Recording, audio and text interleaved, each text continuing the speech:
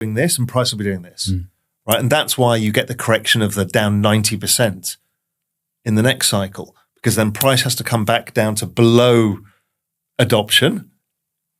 And it's at this point you then prove, has this really got adoption or is this bullshit? Mm-hmm. And so we can't tell. Now, you know, even at the foundation level, without saying anything on the foundation, sure, you allocate capital to people building in the ecosystem. Are they going to succeed? Who the hell knows? Mm-hmm. So it has to be the proof in the pudding. And if we don't manage it, then we are to blame. We've got the tech. We have the people. And so if we don't allocate capital correctly or we don't communicate message correctly, then it's our fault. Yeah, something for people to kind of keep in mind is extremely risky play, probably going to go up a lot, outperform Sol if markets go up like crazy.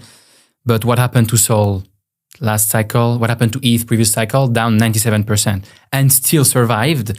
But that's when you get that is the signal to text copy Beeple.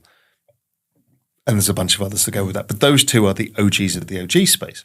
Prices have come down, ETH price have come down. So you're getting the same effect, the Lindy effect of the market testing, is X copy valuable or is it bullshit? Well, fuck me, there's a lot of this stuff trading at high prices right now. Mm-hmm. And it's like, okay, there you go. There's virtually no Beeples for sale. Virtually nothing. There's like 5 things under the price of 20 ETH or 30 ETH now. So you're like, interesting. You can see what's happening. Suppliers all being taken out and prices starting to rise. But that bet is really a 10-year plus bet, like you would do with art. Memes are just for the fun of it. It's all about trading attention that we talked about before. It's about speculative frenzy. It's about fun. It's about stupidity. It's about being left curve. And it's also about FOMO. Absolutely. Because it's horrific that everybody online, and this is everyone online posts I've made 100x. Oh, suddenly I'm worth 20 million. What's more absurd is they registered as a church in Texas. Mm. So it's the church of the smoking chicken fish. And then what you see is the cult-like behavior. Because it's funny, the memes get funnier. So they rename this thing, as opposed to being one specific religion, that is used any religious stuff. So as opposed to be Lord Vishnu, which is the Hindu god, it becomes Lord Fishnu. And as opposed to praise be to God, it becomes praise be to cod. And so it goes on. And it's just funny. It's like Monty Python of memes, and it's religion. So actually there's a bit of a left curve, right curve part. What they're trying to do is become the largest registered church in the United States by number of attendees and also by money. For all of these weird things, right? NFT was kind of weird in the beginning. There's a learning curve, and then you need to understand. And at some point, you have the aha moment. You say, this makes sense. Then meme coins, same. But then within meme coins, same, right? You might just see some things, I don't really understand it. And then, for example, for today, to that person that's going to be angry in the future, how that is even possible? And how this makes sense that you, Raoul Pal, would allocate a small percentage of your portfolio into that. Because they've got to understand that a lot of what we all do on the internet is find a commonality of interest. So if you have a group of mates in physical life, you'll have inside jokes. Mm. Things that have happened that you joke about or that somebody did, and they get embellished. They get made more ridiculous, and it becomes an inside joke. Nobody else understands that. But to you guys, it's valuable because it's a part of your friendship. It's a folklore. It's a meme of your friendship. This is the same. It's just millions of people online form friendships and bonding over humor or over a commonality of purpose. Now, that commonality of purpose here happens to be a church, but it's also... Because it means that you're always out there trying to understand what the fuck is the next thing, right? And kind of hurting your brain on what is this new thing that doesn't make sense. I would have never found Bitcoin. I've never found Ethereum. I would have never found... I mean, all of this is keeping an open mind and absorbing information without judging it. right? The judgment is these stupid kids, they're gambling. Can't you see this is stupid? My pin tweet is this. They are not stupid. They are figuring out how to make money in a different world than somebody 30 years ago had in the S&P 500. And, how dare we tell them? Do you want to be right or do you want to make money?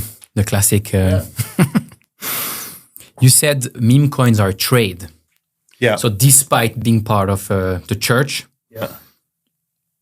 you don't want to fall in love with your... It was fun. It was all about the internet native stuff. I mean, Xcopy jokes about that and British culture. Beeple just reflects it every day. I mean, he turns up every day and he puts a bow on the internet every evening. Yeah. And that's the story of the internet for the day. And Beeple catalogues it. And then he releases very few pieces of art. And so therefore, there's a lot of value in that, right? Somebody who catalogues the internet and creates art that is sold for a lot, and this kind of iconic glitch art type that happened to really represent the kind of nutsness of crypto. So I don't think it matters what chain it's on. Like, I don't think it matters whether it's an oil painting or a pastel or a whatever. It is because of the culture that it represented. Conversation 5 months ago, I started to think about that, right, more and more. And I was thinking, I own a bunch of pudgy penguins, but I was thinking, what's kind of like one of the NFTs that for me make the most sense? And I bought a punk. Took me some time, but I bought a punk. But I'm still thinking, and maybe you can help me kind of clarify, I'm still thinking, it makes sense, but it might also not work out. You own a punk or you own punks and apes. But for example, for the punk, what's your thesis? Is it just, this one went from almost nothing to so much? I actually don't care with the punk. I have no real idea of selling it.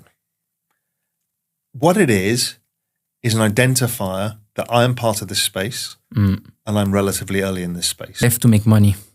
Why? AI is bigger than anybody understands.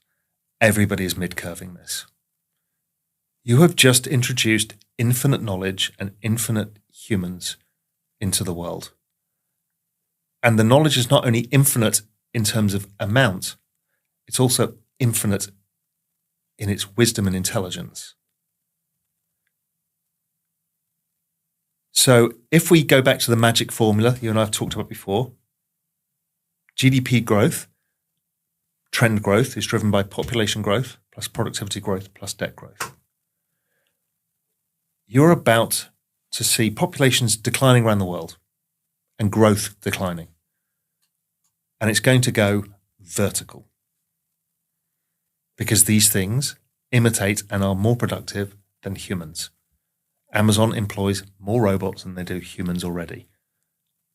It's 2022. I thought, was it the 21-22 crossover? I think it was, or 22, can't remember. I assumed after the big inflation and the economy slowing down and the markets going down, I thought tourist season's going to be dead this year. Nobody's got any money. The opposite happened. Yeah, absolutely. People spend all the money they just had left for experiences. Yeah. And not only did we saw this trend, and you'll have probably seen it too, is it wasn't just like a husband and wife going away, a boyfriend and girlfriend, or if they've got kids as well. They took their parents and their sister-in-law and they all went en masse because we're all living on Zoom calls and we're living on our own. So then when families get together or people or friends get together, they do it en masse and they go on holiday for 2 weeks. We had a record season. And that was a big moment for me. It's like, oh, I get it now. This with a smoking chicken fish. Absolutely. It's church and state are two separate things, right? What does the world look like when technology has taken over the most powerful government in the world? I mean, this is a very valid point, is very soon very soon, meaning within 10 years, AI is going to be a better allocator of resources at governmental level, country level, corporate level. Of course it is. It's already got an IQ of 120, which is higher than the average human, in every subject known to mankind. Right? It's a polymath with an IQ of 120 in everything. And it's kind of doubling like every year. Then I think about what role, because this is a big bet in my life. So have I got my portfolio right? What risks am I taking? Where can I be wrong? My job is not to confirm to myself all day, oh, Raoul, you're so right. My job is to think all day where I can be wrong. So there's that. There's real vision, making sure real vision is adapted to this new world. Making sure that we capture the growth of the banana zone, help as many people, create the right platform tools, all of that stuff. The asset management business. Okay, can I take a bunch of high net worth investors and family offices and institutions through this journey from 2 trillion to 100 trillion? Can I think about all of this stuff and guide a bunch of people through Global Macro Investor? And can I do all of those things without upsetting my wife because I'm not giving her enough attention? .com bust. That was my hedge fund period. You know, we all made money with that. You mean in the big downturns, right? The big downturns, because they come really fast. They're very concentrated. So you take a huge amount of risk for a short period of time, you make a fortune and you outperform everybody. And then in the up years, you kind of grind it out. But if you think about it, we had a bust in 1994, which was the last time the Fed raised rates too fast. Then we had the Asian crisis starting in 97, 98. Then we had 2000. Then we had 2008. And then outside of the pandemic, we've had nothing. And really, from 2000 onwards, the stock market has been that, apart from 2008. And I've looked and realized, crypto taught me that you can be optimistic, you can have ups and downs, and everything still moves forwards. It taught me how to take longer term risk. It taught me how even to stop the player versus player world that macro was and financial markets people were. I'm smarter than you. Crypto's like, we're all going to make it. It's like, it's so much more open and nicer. So, yeah. Absolutely. And we have these crazy crashes and it's the end of the world, but it actually never is. No. It never. We always recover. Yeah, and every geopolitical crisis, you get these big expert things from these geopolitical strategists. Well, this move is going to happen, this move, and they're going to invade China. It's going to blow up, and it's kinetic war. It never happens. Why? Nobody's stupid. And so for that, I'm going to make one request. People go to the Real Vision website, sign up. It's free. We've told you all the value, but it's not about that. It's about go on the left-hand side. There's an icon of a t-shirt. Click that. That's the merch store. Buy Banana Zone merch because together we can summon the banana. We can only do it together. I don't have the superpower on my own. We all have to buy Banana Zone merch and do it. It's not that we make much money out of it. I just think it's fucking hilarious that all these people are walking